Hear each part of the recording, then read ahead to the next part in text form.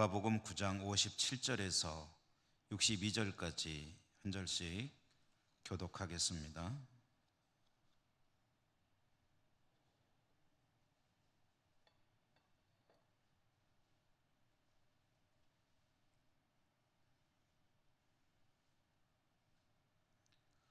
길 가실 때에 어떤 사람이 여짜오되 어디로 가시든지 나는 따르리이다.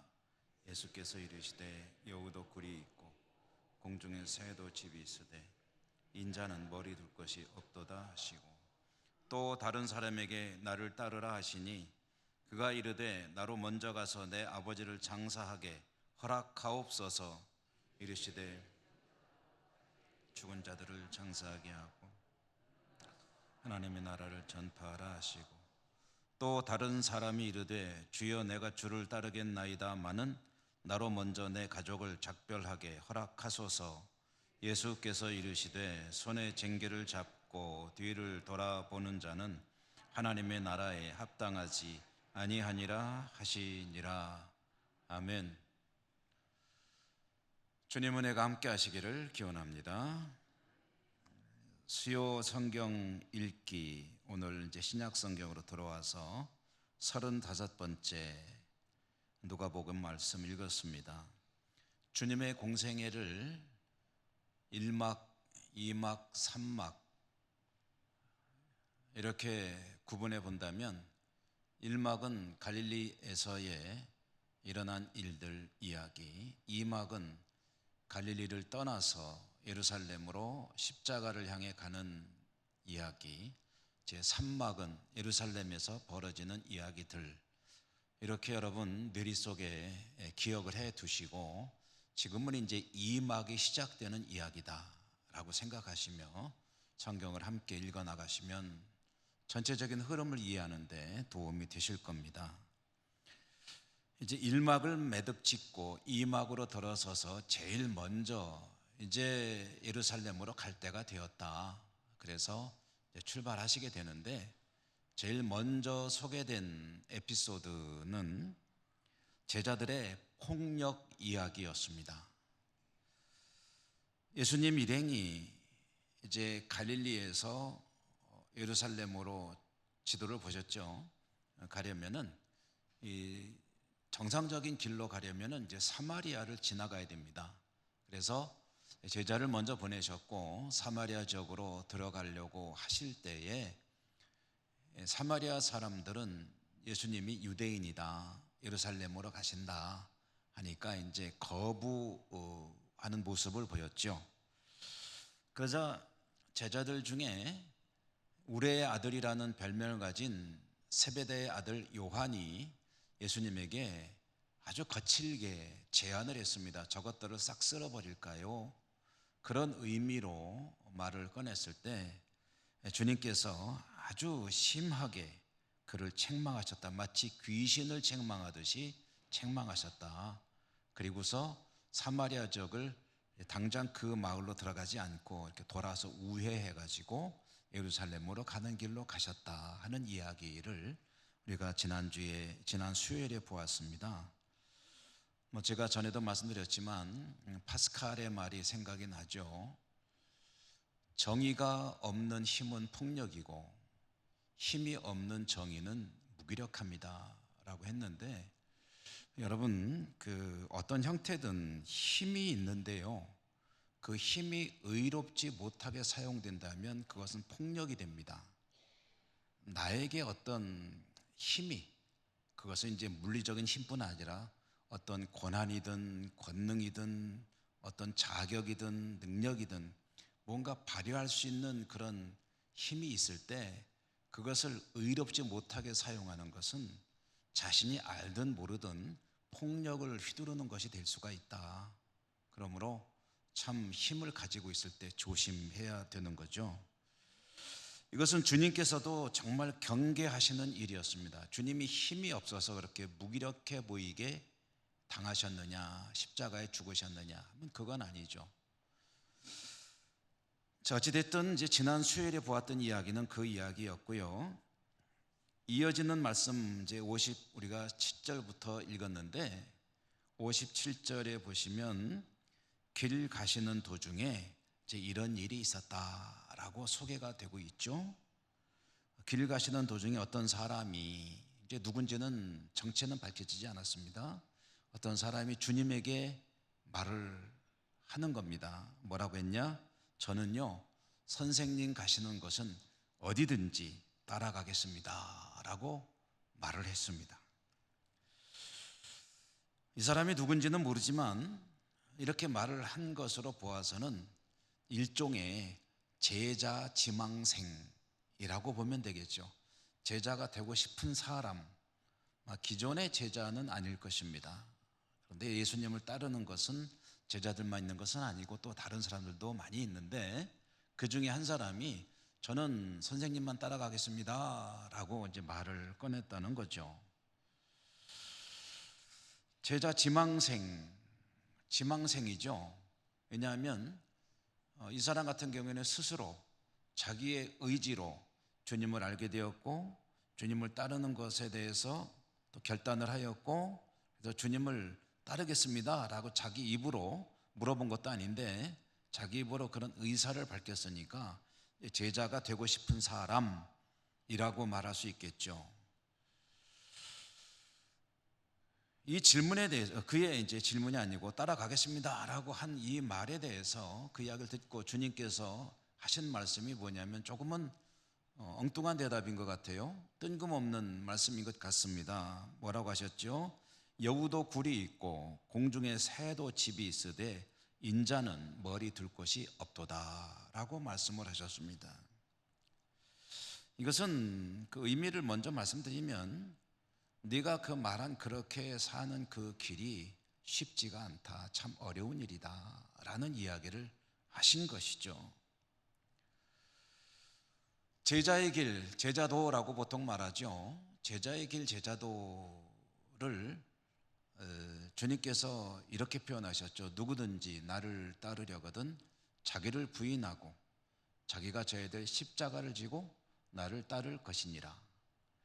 그래서 제자도는 이제 다른 말로 하면은 저나 여러분 같은 우리들에게 쉽게 적용해 본다면 주님 제대로 믿고 사는 것, 신앙생활 제대로 하는 것, 그걸 다른 말로 하면 제자도라고 해도 되겠죠. 근데 주님을 제대로 믿고 사는 그런 삶을 살려고 한다면 그건 뭐냐면 다른 말로 하면 자기 부인이다.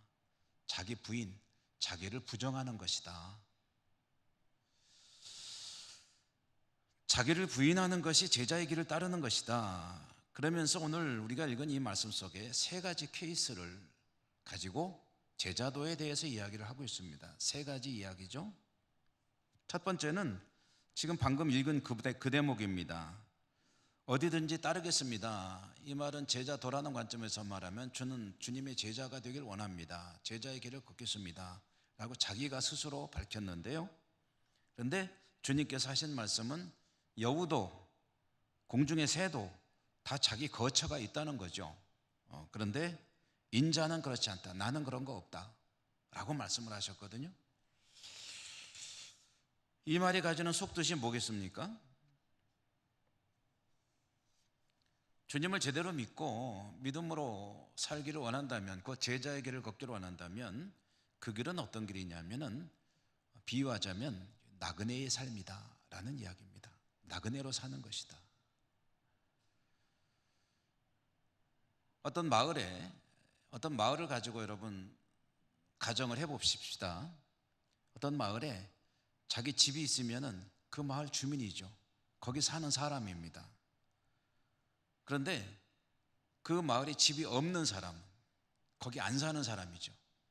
그런데 그 마을이 있다 그러면 무슨 뜻이겠습니까? 나그네라는 뜻이죠. 지나가는 사람입니다. 제자의 삶이란 그런 것이라는 거죠. 나그네의 삶을 사는 것이 예수님을 사실은 제대로 믿는 것이다. 여러분, 사람들에게 있어서 가장 강렬한 동기를 부여하는 일 중에 하나는 오늘보다 더 나은 내일에 대한 어떤 희망일 것입니다. 그렇지 않습니까? 오늘보다 내일이 더 좋기 위해서 모든 이들은 정말 땀 흘려 열심히 일하고 성실하게 살고, 그리고 열심히 돈도 모으고 또 열심히 벌고 아끼고 그러면서 살아가는 거죠. 왜 그렇습니까? 내일에 대한 희망과 준비와 기대가 있기 때문 아니겠습니까? 내일 오늘보다 더 잘 살아야지. 그러니까 오늘은 좀 먹고 싶어도 덜 먹고, 입고 싶어도 덜 입고, 쓰고 싶어도 덜 쓰고, 돈도 모으고 건강도 챙기고, 또 아이들은 교육을 시키고, 미래에 대한 기대 아니겠습니까? 그것은 어쩌면 가장 근면하고 부지런하고 성실한 삶의 모습이라고 할 수 있을 것입니다. 그런데 그렇게 미래를 바라보며 사는 것이 당연한 것인데, 제자로 살아가는 사람은 어떤 사람이냐면 그 바라보는 미래가 내 삶의 내일, 모레, 1년 후, 10년 후가 아니라 하나님과 함께 영원히 사는 하나님의 나라를 바라보는 삶이다. 그러니까 제자로 산다는 것의 기대는, 미래는, 그것은 희망은 어디에 있는 것이냐면 하나님과 함께 영원히 사는 나라에 있다. 그 얘기는 무슨 얘기냐면요, 여기에는 내 집이 없다는 믿음, 나그네의 삶을 사는 것이다. 그게 바로 이 말씀의 뜻입니다. 여우도 굴이 있고 공중의 새도 둥지가 있고 자기들이 다 사는 거처가 있지만 나는 없다. 그럼 내 집은 어디냐 하면은 하나님 곁에가 바로 내 집이다. 그 이야기를 하는 거예요. 제자란 자기를 부인하는 사람이다. 여러분 그렇지 않습니까? 모든 사람들이 다 그렇게 살아갑니다. 그렇게 열심히 다 사는 사람들이 있는 곳이 이 세상이고, 나도 그 중에 한 사람이고, 그러므로 나도 그렇게 사는 것이 당연한데, 그런데 그것을 부인한다는 것은 곧 자기를 부인하는 것이다. 그런 삶을 부인하는 거예요. 모든 사람이 바라보는 그것이 아니라 주님께서 바라보시는 그곳을 바라보는, 그것이 자기를 부인하는 것이다. 자기 부인의 의미는 그런 것입니다.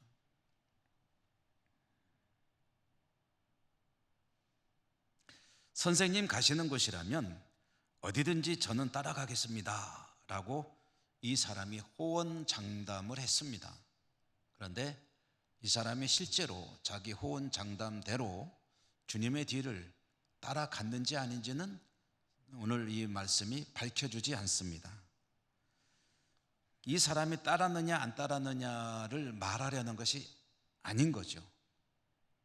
오늘 말씀이 계시하는 것은 주님을 따르는 자의 삶은 이런 것이다, 곧 나그네의 삶이다 라는 것을 밝혀주고 싶은 것이죠. 그것이 첫 번째 케이스입니다. 그럼 두 번째 케이스로 한번 가보겠습니다. 오늘 말씀의 59절에 보면 또 다른 사람, 이 이야기가 나오죠. 첫 번째 사람 말고 또 다른 사람에게, 이번에는 자기가 자원해서 말한 것이 아니라 주님께서 그 사람에게 권고를 하셨습니다. 나를 따르라. 나를 따르라. 일종의 명령이죠. 그렇게 주님께서 명령하셨는데 그 사람이 뭐라고 대답했냐면 59절 뒷부분에 보면 나로 먼저 가서 내 아버지를 장사하게 허락하옵소서 라고 대답했습니다. 그러니까 주님이 부르셨어요. 그런데 이 사람이 냉큼 네 하고 따라간 것이 아니라 다른 이야기를 꺼냈습니다. 그것은 아버지 장사를 좀 지내고 갈랍니다. 그렇게 해도 그렇게 할 수 있도록 허락해 주십시오 라고 이야기를 꺼낸 것입니다. 여러분 여기 들어있는 의미를 먼저 잠깐 새겨보겠습니다. 아버지 장사 먼저 하고 주님을 따르겠습니다. 이 말은 다 설명하자면 굉장히 길어지는데요, 간단히 말하면 자식의 도리를 먼저 하고 그리고 주님의 뒤를 따르겠습니다 라고 대답한 것입니다. 별세한 아버지를 장례하는 것, 이것은 인간의 가장 중요한 도리 중에 하나죠. 인간이 인간이기 때문에 지켜야 될 가장 중요한 규범 중에 하나입니다. 효라는 것은 그런 것이죠.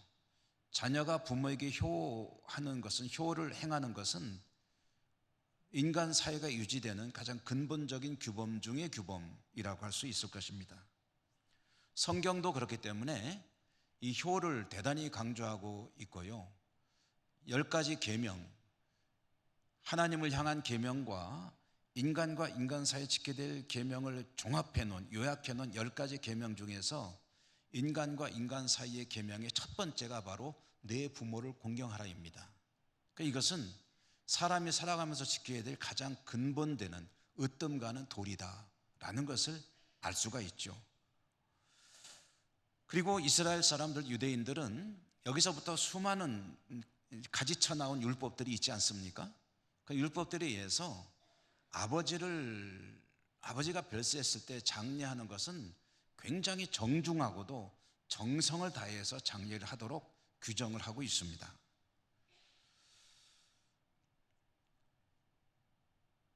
그러므로 이 사람의 대답은 절대로 잘못된 것이 아닙니다. 아버지 장례 돌아가셨는데 장례를 마치고 장례를 다 치른 후에 주님께서 부르신 그 부르심에 따르겠습니다 라는 이 대답은 절대로 잘못된 대답이 아니라는 거죠. 그런데 주님께서 이 사람의 잘못되지 않은 대답에 대해서 뭐라고 말씀하셨냐 하면은 60절에 보니까 이르시되 죽은 자들로 자기의 죽은 자들을 장사하게 하고 너는 가서 하나님의 나라를 전파하라 라고 말씀하셨습니다. 자, 여러분, 이 말씀 잘 들으셔야 합니다. 제가 전해드리는 말씀을 그 진의를 잘 알아들으셔야 합니다. 잘못하면은 엉뚱한 해석이 될 수가 있습니다. 죽은 자들로 자기의 죽은 자들을 장사하게 하라. 그래서 앞에 나오는 죽은 자, 장사하는 죽은 자, 뒤에 죽은 자는 이제 장사 당하는 거니까 돌아가신 아버지를 말하는 거겠죠. 그러니까 돌아가신 아버지 죽은 자를 장사하는 것은 죽은 자들이 하게 하라. 이 죽은 자는 누구를 가리키겠습니까? 살아있는 사람이 장례해야죠. 살아있는데 죽은 자라고 하는 겁니다. 그럼 누구겠습니까? 주님을 믿지 않는 자들이죠. 그러니까 아버지를 장사하는 일이 중요하지 않다는 말씀은 아닌데요, 가족의 일원으로서, 사회 구성원의 한 사람으로서 이것은 당연히 지켜야 될 규범인데요, 부모에 대한 효는 대표적인 인간 사회의 근본 규범 중의 규범인데요, 대단히 중요한 일인데요, 그런데 주님의 뒤를 따르는 일, 주님의 명령을 따르는 일은 그것과는 근본적으로 차원이 다른 이야기다 라는 이야기를 주님께서 하시는 겁니다. 부모에 대한 효는 중요하지만 주님의 명령을 따르는 것은 그것보다도 더 근본적인 우리의 삶에 더 밑바탕에 깔려 있어야 할 그런 더 중요한 규범이다 라는 이야기를 주님께서 하시는 겁니다. 그러니까 주님을 믿고 따르는 일과 부모에게 효도하는 일이 아무런 마찰이나 충돌이나 이런 게 별로 어려울 게 없어요. 그러면 그렇게 둘 다 열심히 잘 하시면 되겠죠. 그런데 그러던 중에 부모에게 효도하는 일과 주님의 뒤를 따르라는 그 명령에 순종하는 것이 충돌된다면 여기서 이제 깊이 생각해야 됩니다. 제자도란 무엇인가? 지금 제자도 이야기거든요. 인간의 도리에 대한 이야기가 아닙니다. 제자도 이야기입니다. 무엇이 더 중요한 일인지 이렇게 표현하는 게 더 좋겠습니다. 진정한 효가 무엇이냐를 깊이 생각하라. 제가 좀 이 말씀을 깊이 묵상하다가 이렇게 한번 생각을 해봤어요. 구체적으로 이게 적절한 예가 될지는 모르겠는데, 예를 들어서 삼형제가 있다고 하십시다. 삼형제가 있는데 그 중에 두 형제는 주님을 안 믿고 나 혼자 믿고 있어요. 부모 아버지가 돌아가셨어요. 이제 우리나라의 장례법에 의하면 사실 큰 문제가 안 됩니다. 그런데 이 유대인들은 장례를 얼마간 치르냐면 1년간 치르거든요. 아버지가 돌아가시면 일단은 그 굴에다가 갖다 이제 안치합니다. 그리고 1년 후가 되면은 이제 살은 다 부패해서 없어지죠. 그 뼈만 남습니다. 그 뼈를 다 수거해서 납골해 가지고 다시 모셔 놓습니다. 그게 유대인들의 장례입니다. 1년 걸려요. 1년. 우리나라도 뭐 옛날에 그랬잖아요. 진짜 효자들은 아버지나 뭐 부모님도 돌아가시면 그 옆에다가 조그맣게 초막 짓고 거기서 뭐 3년 동안 뭐 상복을 벗지 않고 뭐 산다든가 그런 효도를 실천하는 분들이 있었잖아요. 자, 삼형제인데 지금 주님께서 주님의 나라를 위해서 하나님의 나라를 선포하고 전파하라 명하셨는데, 아버지를 장례하는 일을 위해서 1년간 저는 집에 머물러 장례 끝나면 가겠습니다 라고 대답한다고 할 때, 주님은 무슨 뜻이냐면, 너 형들 있잖아, 형들한테 그거 하라고 그러고 너는 나가서 하나님의 나라를 전하라, 그런 이야기이거든요. 그러니까 이제 예를 들어서 말한 겁니다. 여러분의 이해를 돕기 위해서. 그러면 이 사람이 어떤 것이 더 나은 선택일까라는 질문을 해보는 겁니다. 주님을 믿는 도리를 주님께서 부르시는 부르심에 응답하여 나가는 것이, 그것이 사실은 부모에게 불효일까? 부모에게 또는 형제에게 주님을 믿고 사는 것에 대해서 전하고 또 보여줄 때에, 그때 그들과 적절하게 타협하면서 인간의 규범과 도리를 다하는 것이 우선 더 나은 것일까? 아니면은 철저하게 주님의 명령에 따라서 행동하는 것이, 선택하는 것이 더 나은 선택일까? 무엇이 더 나 자신뿐만 아니라 가족을 위해서도 좋은 선택일까? 사실 쉬운 문제는 아닙니다. 그런데 이 질문은 어떤 것이 나를 위해서는 물론이고 가족들을 위해서도 더 나은 선택일까? 라는 질문이라고 해도 되겠죠. 여러분, 이런 것은요, 이렇게 어려운 문제는 제가 뭐 그런 말씀을 좀 자주 드립니다. 사실 이게 무리한 말씀일 수도 있어요. 하지만 좀 저는 쉽게 생각하자라는 주의이거든요. 어려운 문제일수록 쉽게 생각합시다. 그러니까 하나님께서 주시는 말씀이 있고 하나님의 뜻이 있고 또 나름대로 입장이 있고 도리가 있다고 할 때에 무엇을 우선해서 이런 어려운 문제를 결정할 것이냐 할 때, 하나님의 뜻을 우선해서 결정하면 후회가 없습니다. 이것은 틀림없습니다. 앞으로도 그렇습니다. 시간이 흐를수록 그렇습니다. 그러나 하나님의 뜻이 명확하고 나도 그렇게 알고 있음에도 불구하고 입장 때문에 또는 어떤 그 인간적인 윤리나 규범 때문에 하나님은 그렇게 말씀하시지만 이것이 더 맞는다고 생각하고 현재로는 그럴 수밖에 없다고 생각하고 이 길을 따르게 되면 이 일은 항상 후회로 남을 가능성이 대단히 높습니다. 그러니까 어떤 어려운 문제이든지 결정하기 어려울수록 먼저 무엇을 생각하느냐 하면은 하나님이 무엇을 기뻐하실까? 라는 것을 생각하면은, 그러면은 결정이 오히려 조금 수월해질 수가 있겠죠. 그리고 그것이 후회 없는 선택이 될 것이다. 그래서 먼저 하나님의 나라와 의를 구하는 삶을 살게 될 때에 나머지 일들은 하나님께서 책임져 주신다. 형제들에게 하나님을 믿고 사는 것에 대해서 이야기하고 전도를 하고 열심히 한다고 하는데, 그런데 단호한 내 신앙의 모습을 보여주는 게 좋으냐, 아니면 어떤 때는 적당하게 물러서는 모습을 보여주는 게 좋으냐, 이것은 뭐 각자의 생각이 다르겠죠. 그렇지만 성경은 말씀합니다. 죽은 자들로 죽은 자들을 장사하게 하고 너는 나가서 하나님의 나라를 전파하라. 이것이 주님의 뜻입니다.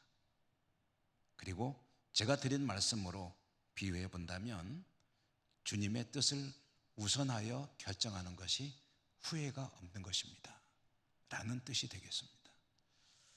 자, 이게 두 번째 케이스였어요. 제자도에 대해서 이야기하는 겁니다. 세 번째 이야기로 들어가 보면은요, 세 번째는 61절과 62절에 나오는 이야기입니다.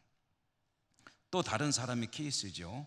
보니까 또 다른 사람이 해가지고 나와 있죠. 또 다른 사람이, 이 사람은 또 어떤 케이스냐면 자기가 스스로 주님을 따르겠다고 또 밝히는 사람이에요. 자원하는 케이스입니다. 그런데 스스로 자원하면서 또 스스로 조건도 따로 걸고 있습니다. 뭐냐면, 그런데 가족에게 작별 좀 하고 올게요 라고 이야기를 했습니다. 이것은 인사만 하고 올게요 그런 뜻이 아닙니다. 가족들 위해서 내가 뭐 할 것 좀 매듭을 좀 저어놓고 오겠습니다, 그런 뜻입니다.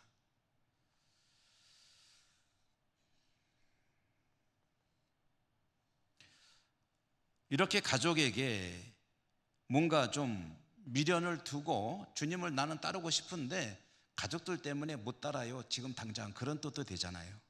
그러니까 내가 요일 매듭 짓고 주님을 따르랍니다 라고 말을 했다면, 이 사람에게 주님은 뭐라고 대답하시느냐.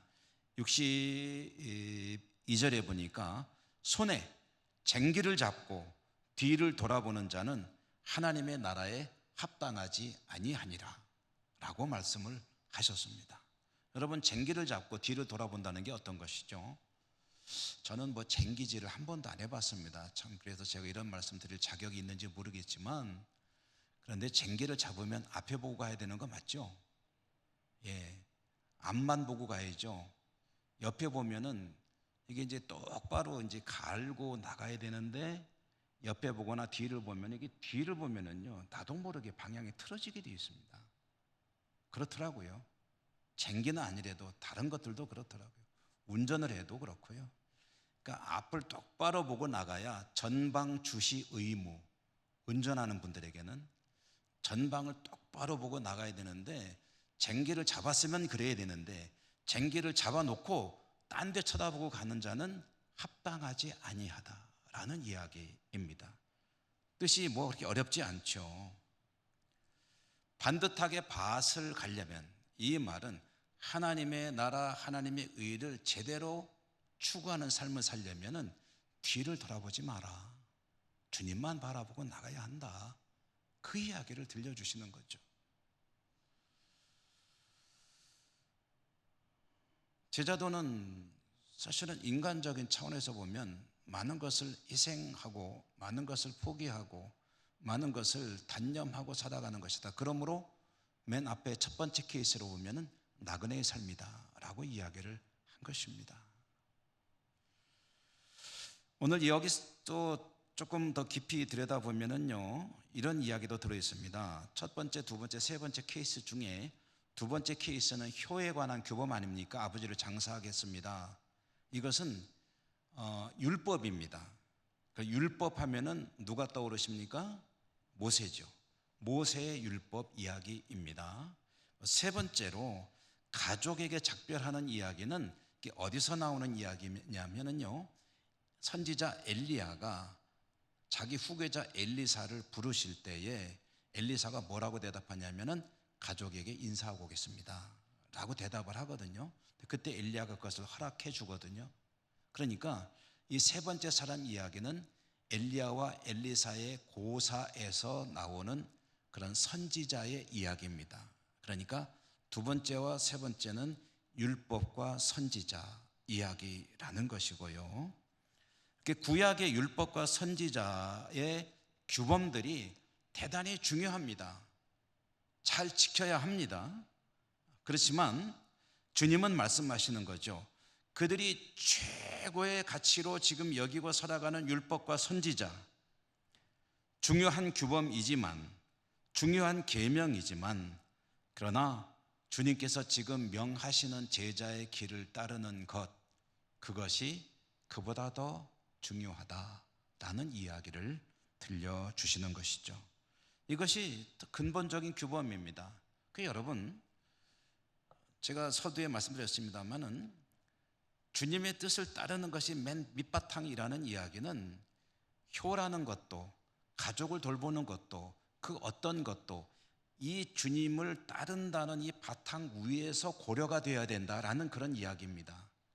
주님을 따르는 관점에서 효가 무엇이냐, 주님을 따르는 관점에서 가족들을 위해서 일할 수 있다는 것이 무엇이냐, 모든 것은 주님의 뜻이 우선이 되고 그 위에서 생각해 나갈 때에 그가 참다운 제자의 길을 걷는 것이고 믿음 생활 제대로 하는 것이다 라는 이야기를 오늘 주님께서 들려주신 것이다 라는 이야기입니다.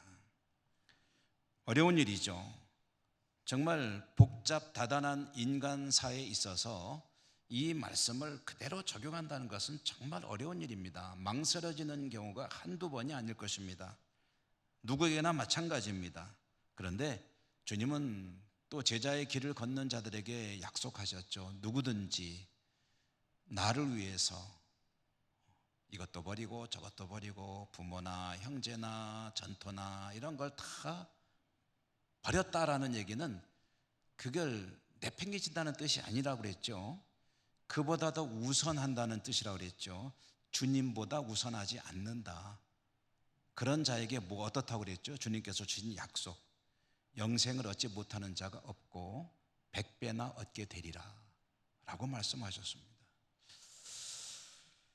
여러분, 우리가 살아가면서 정말 중요한 일이 얼마나 많습니까? 그런데 아무리 중요한 일이라도 주님의 뜻을 따르는 것보다 우선순위에서 뒤로 둘 수 있다면 참으로 복된 믿음의 삶이 될 줄로 믿습니다. 여러분, 주님의 뜻을 최우선으로 하시고 살아가시는 그런 제자의 삶이 되시기를 주님 이름으로 축복합니다. 은혜로우신 하나님 감사합니다. 오늘 제자도를 들려주시는 주님의 말씀을 함께 나누었습니다. 부족한 저희들이 많이 실패합니다. 그렇지만 오늘 말씀을 듣고 또 한 번 다짐해 봅니다.